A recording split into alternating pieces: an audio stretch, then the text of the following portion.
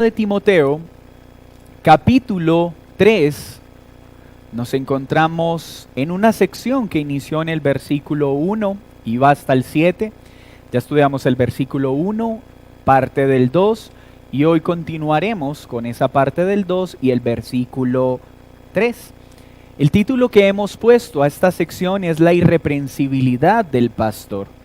Y empezamos a ver cuál es el carácter moral que debe tener el pastor.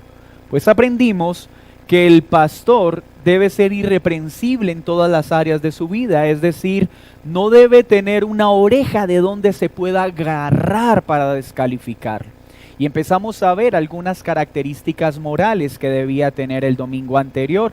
La primera de ellas es que debería ser hombre de una sola mujer, esposo de una sola mujer, claramente como lo presenta la Escritura.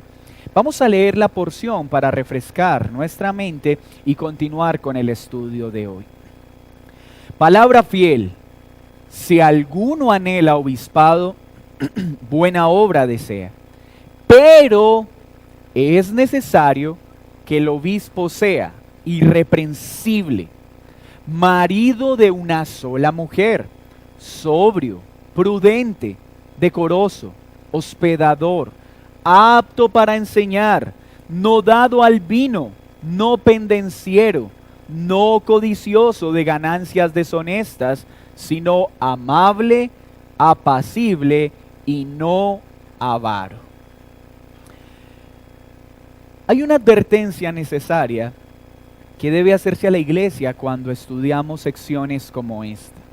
Es claro por el desarrollo del texto que la población objetivo a la cual se le escribe esta instrucción es aquellos que están siendo llamados al pastorado. Pero no es una solicitud exclusiva de los que son llamados al pastorado, sino que estas cualidades deben ser anheladas por todos los creyentes. Niños que están acá, esto los incluye a ustedes. Desde ya, amados niños de esta iglesia local, deben ser conscientes de que ustedes deben anhelar con todo su corazón que estas características estén en cada uno de ustedes. Así que a medida que estamos haciendo este estudio, recuérdese continuamente que estas palabras son para usted, que la iglesia debe verificar que estén de una forma especial en los que son llamados al ministerio, pero debe estar en todo creyente. Por eso debe anhelarlas y debe desearlas con fuerza. Esta sección tiene un propósito claro: ayudar a la iglesia a establecer un gobierno adecuado, de manera que se garantice la predicación de la palabra y el avance sano del reino. Si la iglesia descuida estas virtudes en sus gobernantes, hemos aprendido que esto ocasionará que la iglesia local fácilmente termine desviándose de la senda de la verdad, que la iglesia empiece a ser dañada y lastimada por gobernantes no aptos para tal oficio. Hay una lucha que todos seguimos librando con el remanente de pecado, y vale la pena recordar que estas características deben estar en todo pastor, porque el pastor debe ser irreprensible. Mas esto no significa que los pastores son hombres perfectos que no luchan con su pecado. Claro que sí. Los pastores somos seres pecadores que seguimos librando una batalla con nuestro remanente de pecado. Pero aunque tenemos la misma lucha que tiene toda la congregación, el pastor es llamado a reflejar en una proporción mayor el carácter de Cristo que el resto de las ovejas. Veamos entonces las características que hacen parte de este carácter moral. Ya vimos el primero, marido de una mujer. Vimos el segundo, sobrio. Hoy iniciemos con el tercero, prudente. Esta es otra cualificación que debe estar en todo creyente, pero de manera principal en aquellos que anhelan el obispado. Cuando hablamos de prudencia, Estamos hablando de dominio propio, dominio sobre sí.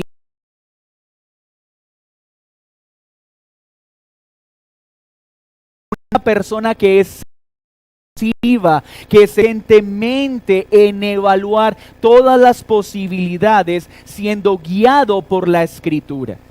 El hombre que tiene dominio propio o es sensato es un hombre de mente sana, es un hombre que es discreto, cuerdo, por eso no se deja llevar por los impulsos irracionales, no se deja llevar por impulsos repentinos, como si no tuviera control sobre ellos.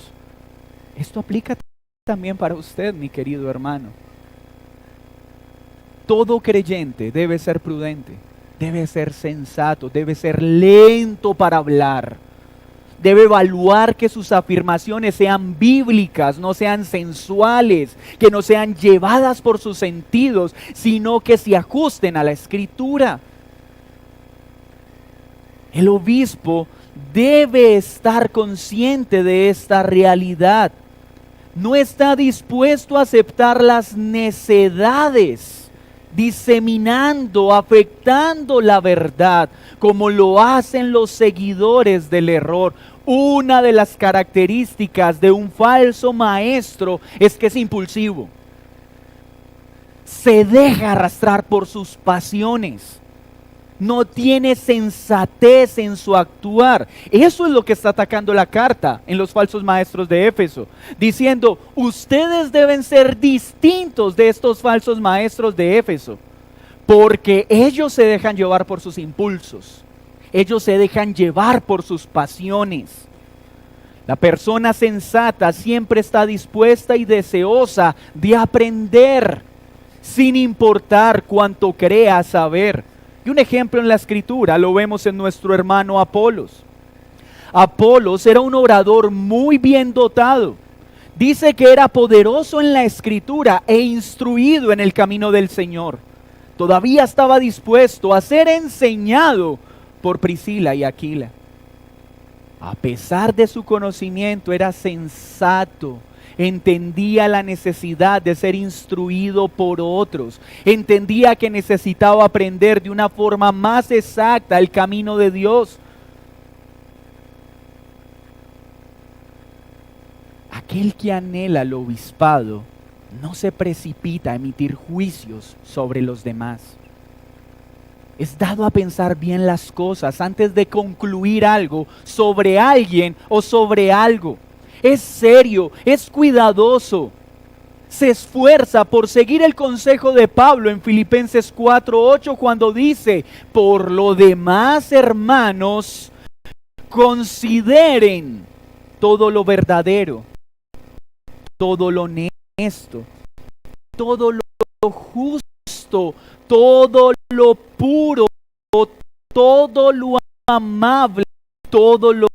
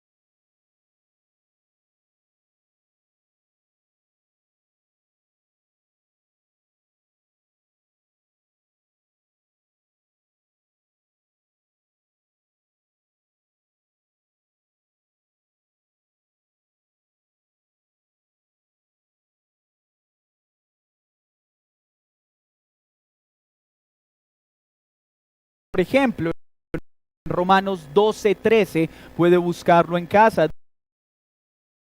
Dice, compartiendo para la hospitalidad. Hospitalidad es una característica que debe estar en todo, pero de manera especial en aquel que es llamado al ministerio. Y no es que se vuelve hospitalario apenas se da cuenta que va a haber una candidatización de ancianos, no. Porque hay hombres que tienen que adoptar este tipo de patrones cuando se aproxima una candidatización esperando obtener una posición. No, debe ser hospitalario desde el mismo momento en que el debe ser un hombre que se complace en recibir con amor en su hogar, manos de todos los lugares. Esto es necesario. 13:2 dice, de la hospitalidad alguna sin saberlo, son ángeles. Era de Pedro 4:9, hospedaos a los, no se refiere a los amigos, a los que me tienen, sino aquel que puede venir a la ciudad de otro cuidado especial. Lucas 14. No llames a tus parientes ni a vecinos, sea que ellos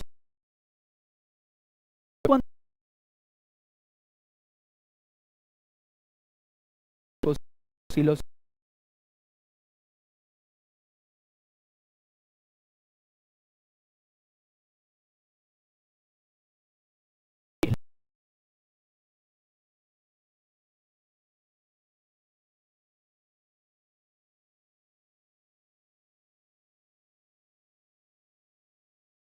su fe.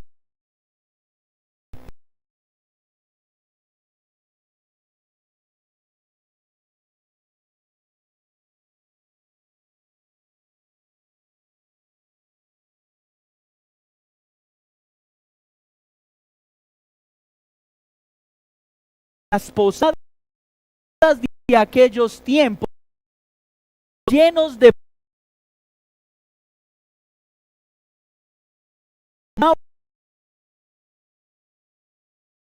un lugar tan elevado que no puedan ser alcanzados. Deben estar disponibles. La vida y el hogar de un pastor deben estar abiertos para que su verdadero carácter sea manifestado a todos los que llegan, sean amigos o forasteros.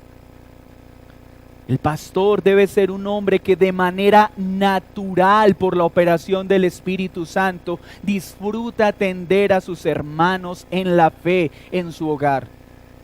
Mira, si tú eres de esas personas que le cuesta amar a tus hermanos, atenderlos en tu hogar y anhelas el pastorado, esta es una buena razón para que tengas duda de ello.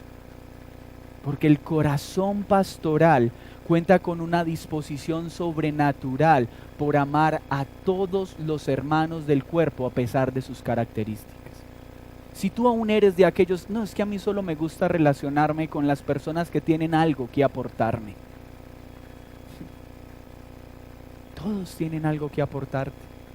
Unos conocimiento, otros son un hermoso cincel de Dios para tratar tu paciencia, tu bondad, tu amor, pero todos tienen algo que aportar. Y un pastor debe ser una persona que por provisión de Dios disfruta estar con personas de la iglesia de todas las condiciones económicas, de todos los temperamentos, de todos los gustos. No quiere decir que no hayan afinidades con unos y otros, pero en un sentido general tiene una disposición sobrenatural para interactuar con todo el cuerpo y ser hospedador. Debe ser apto para enseñar. Y esto sí que es importante, hermanos. Y acá por favor preste toda su atención, no diciendo que antes no debía hacerlo. El obispo de la iglesia, el pastor de la iglesia, debe ser apto, idóneo para enseñar. Este es el único requisito que se relaciona específicamente con los dones o las funciones del ministro. Aparece solo aquí y en 2 de Timoteo 2:24. Un anciano debe ser un maestro capaz. Es que es muy lindo en la consejería, es que es muy servicial. Lo único que le falta es saber predicar. No. Un pastor debe ser un buen consejero, un hombre servicial, pero debe tener el don de la enseñanza. Escúcheme esto. No la habilidad, el don de Dios, porque pueden haber muy buenos oradores sin el don de Dios para que esa enseñanza traspase el corazón de la audiencia. Aplique el Espíritu Santo la verdad enseñada en el corazón de quienes lo escuchan. Esto es una provisión divina, esto no lo produce un seminario, esto no lo produce el mucho estudio. Y esto lo hace diferente del diácono. Al diácono no se le exige capacidad para enseñar. De modo que, como se observa en estas características, la primera, la principal, la más importante tarea ministerial del pastor es enseñar la palabra de Dios. El pastor debe interactuar con el cuerpo de Cristo, pero su tarea principal es enseñar fielmente. ¿Cuánto valor debemos darle a aquellos pastores que invierten con dedicación y juicio su tiempo en preparar enseñanzas fieles a la Escritura? Porque esa es la tarea principal que le ha sido comisionada. Algunos pudieran preguntarse, ¿por qué Pablo incluye este requisito en medio de cualidades morales? Pues si está hablando de su carácter moral. La razón es sencilla. Porque el hombre solo puede ser eficaz en su enseñanza cuando tiene un carácter moral que lo respalda. No hay nada más ofensivo para una congregación que un hombre se pare en el púlpito a enseñar cosas que no vive. Esto trae gran burla al nombre del Señor y le da razones al corazón pecaminoso para justificar su pecado. Pues si Él es pastor y hace lo que hace, ¿quién soy yo para no hacer lo que hago? Lo que el hombre es no puede estar divorciado de lo que el hombre dice. Iglesia, estas palabras son para todos. Lo que tú dices no puede estar separado de lo que tú eres. Predicar y enseñar la palabra de Dios es la tarea principal de los ancianos. Es por este propósito que los ancianos han sido dados a la iglesia. Hay una pregunta común en nuestra generación, pero ¿para qué son necesarios los pastores? Basta con que 2 o 3 nos reunamos en su nombre. Primero, estás torciendo ese pasaje. Segundo, porque el Señor ordenó que cuando su pueblo se reúne como iglesia, Él debe proveer pastores y lo hace ¿para qué? Para que le predique la palabra a las ovejas de una forma especial, con una provisión especial que Él da al pastor. Todo creyente debe saber transmitir la palabra de Dios, pero no todos tienen el don de la enseñanza. Y se ve como algo sobrenatural, no es algo propio del hombre. No concluye quien escucha, wow, este hombre cómo se ve que estudia y cómo se ha preparado para enseñar con tal claridad. No, la iglesia ve y dice, Señor, la forma en la que este hombre enseña solo es posible porque tú has puesto tu mano. La forma en la que tú traspasas nuestro corazón, la forma en la que tú nos confrontas con nuestro pecado, la forma en la que podemos entender con claridad aquello que se nos enseña, definitivamente es un don que tú has puesto, no es algo que se obtiene en la universidad. Por eso es un don más que una habilidad. ¿Qué criterios debemos mirar entonces para saber si alguien ha sido llamado a enseñar como obispo? Un gran escritor plantea lo siguiente. En primer lugar, un maestro capaz debe tener el don de la enseñanza. Vuelvo y reitero, no una habilidad natural que lo hace un buen maestro, no. Es una capacidad sobrenatural dada por el Espíritu Santo para enseñar con eficiencia las verdades de la palabra de Dios. Timoteo tenía este don de la enseñanza. Por eso Pablo le dice, aviva el don que hay en ti, ejercítalo. Quiere decir que ese don está, pero ese don puede ser ejercitado, puede seguir madurando, gracias a Dios. Y una de las cosas que debe alegrarnos es cuando el Señor provee un pastor para nuestra iglesia y vemos sus sermones unos 5 años después y decimos, gracias Señor, porque no lo dejaste igual. Porque ejercitó el don, porque su don está creciendo para bien de la iglesia. Porque a medida que el pastor crece en madurez, la iglesia crece en madurez con él, con su enseñanza y con su instrucción. Richard Baxter escribe, no debe ser un bebé en cuanto al conocimiento, el que enseñará a los hombres todas estas cosas misteriosas que deben conocerse para la salvación. Oh, ¿qué requisitos se necesita para un hombre que tiene sobre sí una responsabilidad con la que nosotros tenemos? ¿Cuántas dificultades sobre la divinidad para resolver? Y estas también sobre los principios fundamentales de la religión.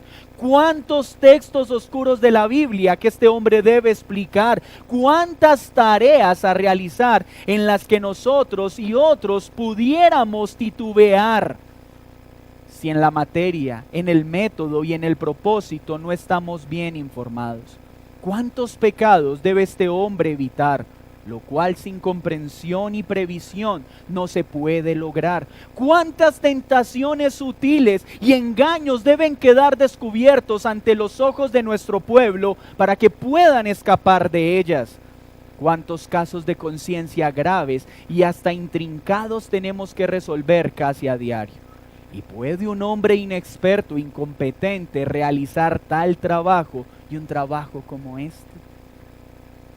El obispo debe tener el don de la enseñanza. Esto incluye conocer el consejo bíblico para poder identificar el engaño y el error, para poder instruir cuando hay una manifestación de pecado en el cuerpo de Cristo, cuando hay textos oscuros que necesitan ser explicados. Y si el hombre no tiene esta provisión de Dios, la iglesia se quedará sin tal alimento. En tercer lugar, un maestro capaz debe tener una actitud humilde. No hay nada más contradictorio que un pastor arrogante. Esos dos no pueden estar juntos. Todos luchamos con el orgullo, sí, pero una cosa es ser esclavos de ella. Es que esta iglesia está como está gracias a mi buena enseñanza. Es que yo tengo la iglesia más numerosa de la ciudad. Es que solo yo enseño la verdad fiel, porque ninguno de los pastores de mi ciudad tiene tal conocimiento. Esa arrogancia, esa soberbia no debe estar presente en un siervo de Dios.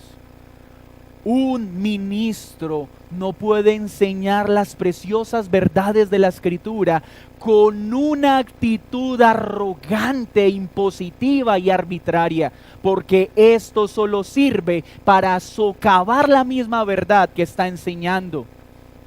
Pablo le recordó a Timoteo que el siervo del Señor no debe ser contencioso, sino amable para con todos, apto para enseñar, sufrido, que con mansedumbre corrige a los que se oponen, por si quizá Dios le conceda que se arrepientan para conocer la verdad.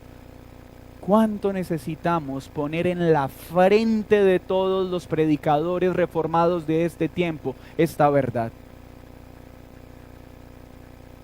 ¿Cuánto mal ha hecho a las preciosas verdades de la Escritura ser presentada por hombres arrogantes, sin dominio propio, que se sienten mejores que aquellos que no creen aquello que enseñan?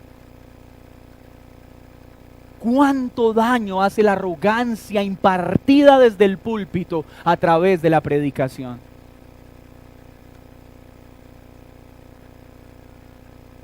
En cuarto lugar, un maestro capaz se caracteriza por una vida de santidad. Pablo exhortó a Timoteo en 1 de Timoteo 4:7 con las siguientes palabras: ejercítate para la piedad, en seguir la justicia, la fe, el amor, la paciencia, la mansedumbre. Un pastor debe ser creíble en su manera de vivir y en lo que enseña. Pablo exhortó a Timoteo a que fuera ejemplo de los creyentes en palabra, conducta, amor, espíritu, fe y pureza.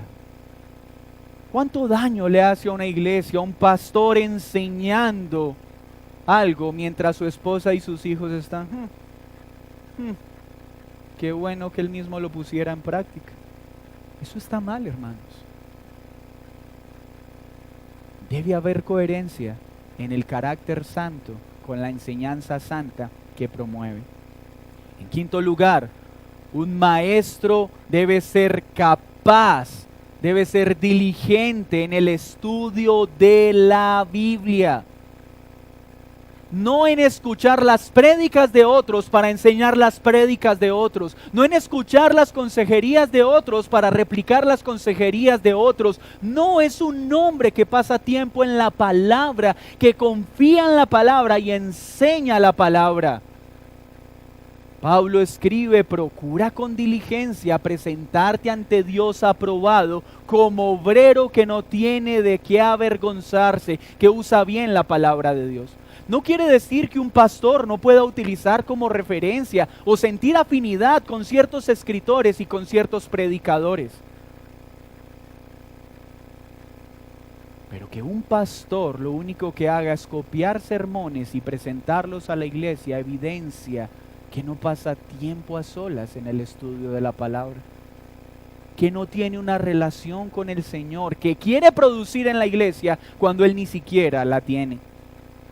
En sexto lugar, un maestro capaz debe evitar el error. Pablo repetidamente advierte a Timoteo que evite las falsas enseñanzas. Un pastor debe tener la valentía y la convicción sólida de enfrentar el error a través de la verdad cuando ésta aparece.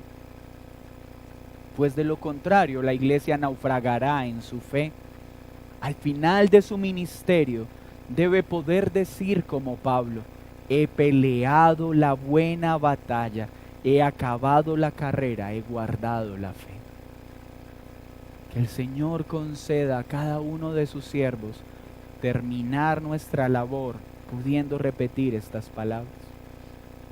He ahí la importancia de un hombre que tenga el don de la enseñanza en toda esta proporción. Y esto es evidente y es perceptible a toda la congregación. Pero también dice el texto que no debe ser dado al vino. Es un hombre que no tiene fama de ser un bebedor. La Biblia señala las trágicas consecuencias cuando los pastores son borrachos. Isaías acusa a los guías espirituales de Israel por este mismo pecado. Mire cómo los llama. Pero también estos erraron con el vino y con sidra se entontecieron. El sacerdote y el profeta erraron con sidra. Fueron trastornados por el vino, se aturdieron con la sidra, erraron en la visión, tropezaron en el juicio. Isaías 28:7. Isaías 56, 9 al 12 añade: todas las bestias del campo, todas las fieras del bosque, venid a devorar. Sus atalayas son ciegos, todos ellos ignorantes, todos ellos perros mudos, no pueden ladrar, soñolientos, echados, aman el dormir, y esos perros comilones insaciables, y los pastores mismos no saben entender, todos ellos siguen sus propios caminos, cada uno busca su propio provecho, cada uno por su lado. Venid, dicen, tomemos vino, embriaguémonos de sidra, y será el día de mañana como este, o mucha más excelente. Un borracho no tiene lugar en el ministerio. Un hombre que luche con el consumo de bebidas alcohólicas no tiene lugar para el ministerio. Ay, es que el pastor de vez en cuando lo sentimos con el tufo. Bueno, solo los domingos cuando nos acercamos a saludar. Hermanos, esto es gracioso, pero es una penosa realidad de nuestra situación actual. Ministros que se presentan a predicar embriagados y no por el Espíritu Santo. Y a nosotros esto puede parecernos gracioso, pero es la triste realidad de muchos entornos religiosos. No pendenciero. Y subraye muy bien esto en su nota de promesas y deseos. Deseo ser un creyente no pendenciero. El pastor no solo debe desearlo, debe serlo. Antes de ser candidatizado y durante su ministerio. Debe verse de manera tangible que no es un hombre dado al conflicto y a la rencilla, que no da golpes literalmente con su cuerpo, pero tampoco con sus palabras de manera exacerbada, emocional y pecaminosa. Un líder de la iglesia que reacciona con violencia ante las dificultades no debe ser ministro. Por eso es muy bueno invitar a los candidatos al ministerio a partiditos de fútbol. Son muy piadosos en el contexto de la iglesia, pero no tienen ningún problema en irse a los golpes con uno de sus hermanos. Quien no es capaz de dominar sus impulsos en medio de un juego, no es capaz de dominarlos en medio del ministerio. Y queda descalificado, porque eso muestra una debilidad en su carácter notable, que luego se manifestará en otros entornos de la iglesia. Es que él ha cambiado, gloria a Dios, pero no puede ser pastor. Porque esas reacciones impulsivas de enojo se dominan, pero estarán presentes siempre. Y en cualquier momento volverán a aparecer.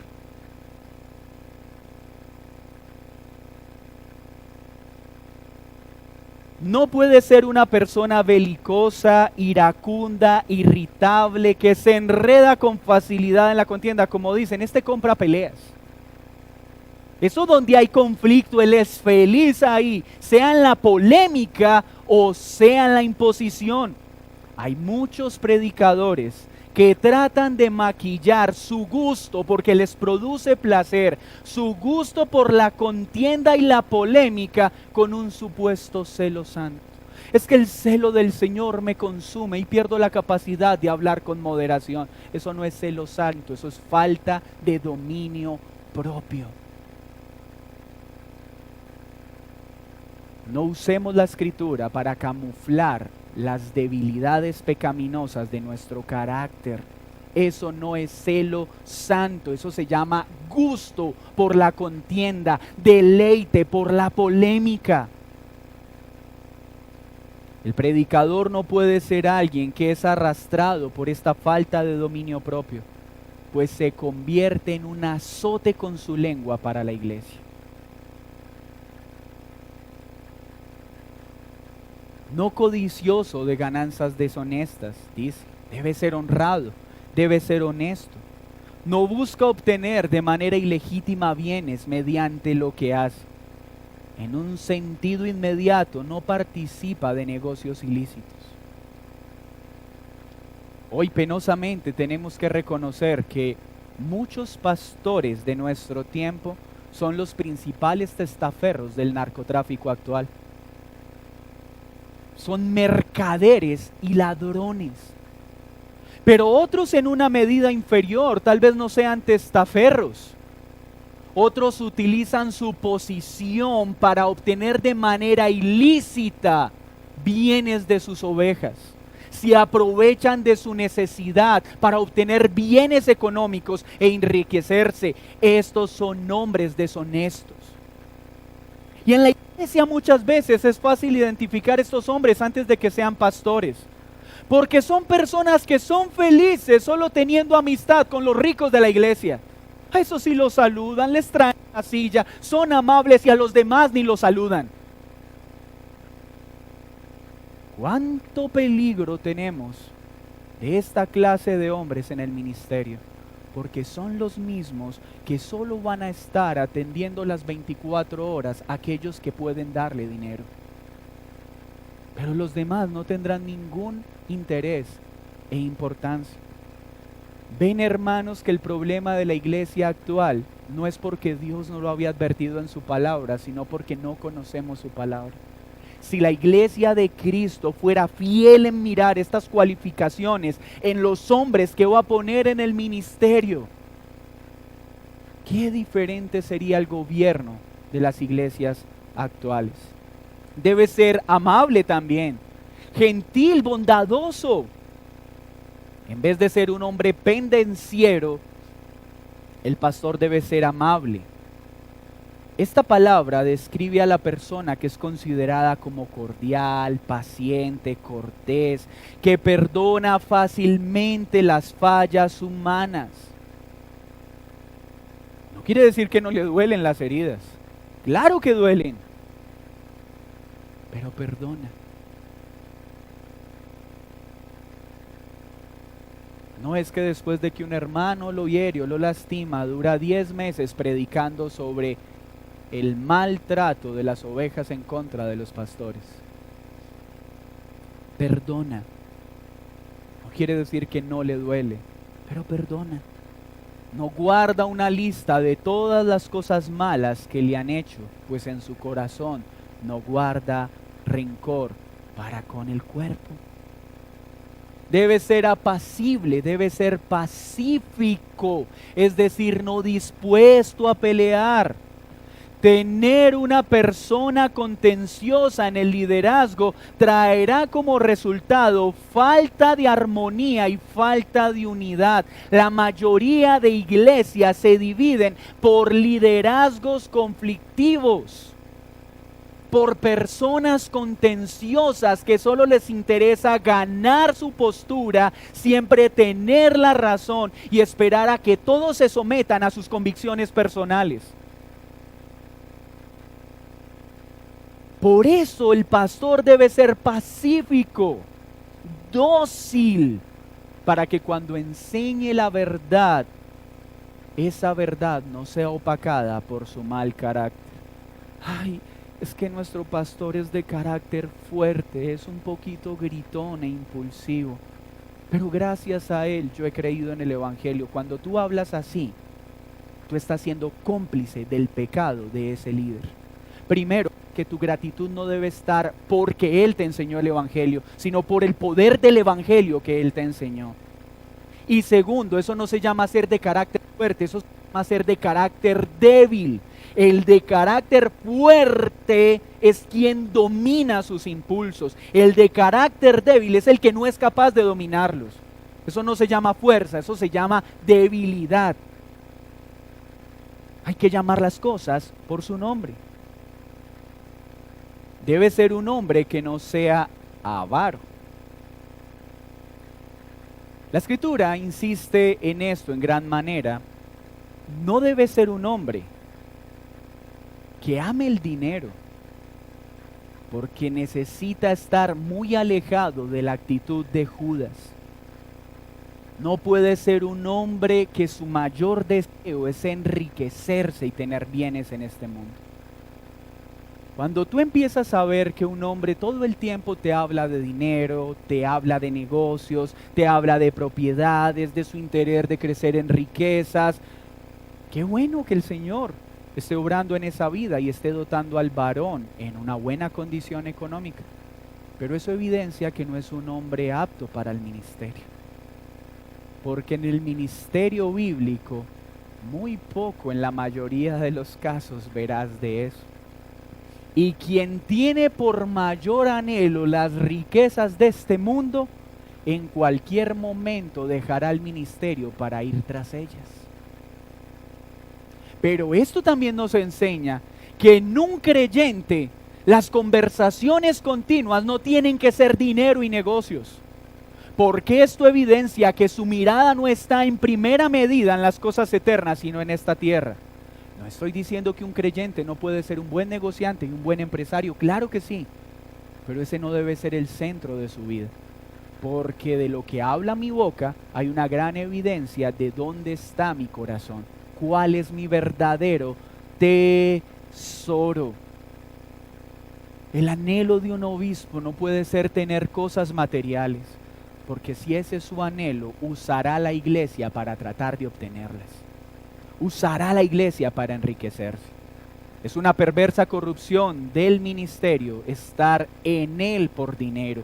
Quien sirve a Dios por dinero, luego servirá al diablo por una mejor oferta salarial. Este es el centro de la motivación de todo falso maestro. Hermanos, y concluyo esta primera sección acerca del carácter del pastor con lo siguiente.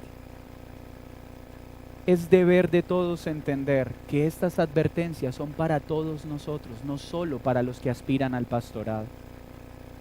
Como lo aprendimos el domingo pasado, estas cualidades solo las encontraremos de manera perfecta y absoluta en Jesucristo, pues las cualificaciones del pastor apuntan, reflejan al pastor de los pastores, a Jesucristo. Esta descripción describe las virtudes de las cuales Cristo gozaba en toda su plenitud y en toda su perfección.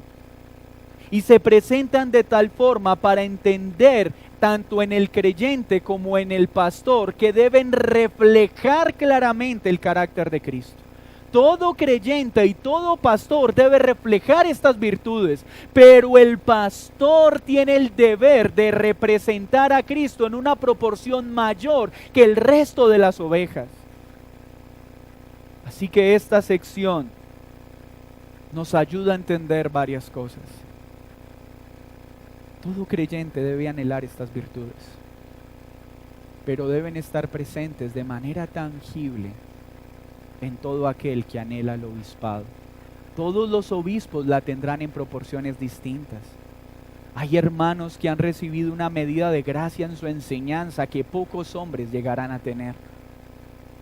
Pero estas proporciones de cualidades deben estar en todos y deben estar todas en aquellos que van a anhelar el obispado.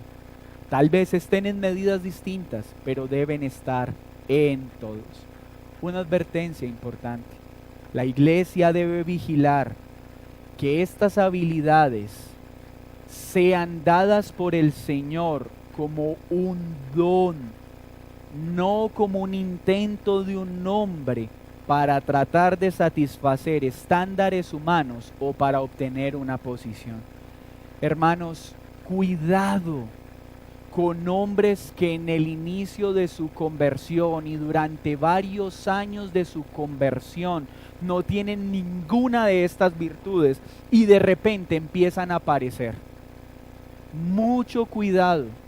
Puede ser un hermano legítimo que ha obtenido una santificación especial en un momento de su vida, sí, pero esto debe generar gran duda para un candidato a pastor. Porque cuando entendemos la provisión de Dios soberana y desde el comienzo, estas características van a verse en una medida desde el momento de la conversión. Y lo que van a hacer es madurar y desarrollarse. Pero es que el hermano lleva 10 años en la iglesia y siempre ha sido un impulsivo, un gritón, un mandón, y hace un año cambió. Gloria a Dios por su cambio. Pero esto debe generar una duda importante con respecto al ministerio. Porque o es un nuevo convertido, o es un hombre que tiene una debilidad significativa en su carácter, que puede estar mortificando de manera adecuada, pero que puede volver a manifestarse. Y espero hacerme entender con estas notas de balance. Mis hermanos, esto no es una habilidad que se desarrolla por el hombre, es un don que Dios da. Podemos ejercitarla, sí, pero para eso tienen que estar primero presentes. Es que quiero ser pastor, entonces ahora mi meta es tratar de convertirme en esta persona. No, eso evidencia algo inadecuado. ¿Debemos anhelar todas estas virtudes? Sí, pero iglesia, cuidado, porque muchos hombres tratarán de mostrar estas cualidades no porque Dios se las haya dado, sino para obtener una posición que Dios no les ha otorgado. Y para esto necesitamos mucho discernimiento. Que el Señor nos ayude entonces a ver reflejada en la iglesia de Cristo todas estas características, pero a identificarlas de manera especial en aquel que es llamado al ministerio. Señor, muchas gracias por la claridad de tu palabra, porque ella contiene todo lo que necesitamos para poder hacer las cosas en el orden que tú has establecido. Es nuestro ruego como iglesia que proveas hombres dones para esta iglesia local, pero no hombres que nosotros queramos imponer, sino hombres que verdaderamente tú des a la iglesia. Nuestra tarea no es imponerlos, nuestra tarea es identificarlos. Y para eso necesitamos tu Santo Espíritu y una clara comprensión y obediencia a las instrucciones explícitas que ya están en tu palabra. Ayúdanos, Señor. Ayúdanos a tener en alta estima lo que tu palabra enseña, para no desviarnos en algo tan serio como el gobierno de una iglesia. Te lo pedimos en Cristo Jesús. Amén y amén. Vamos a tomar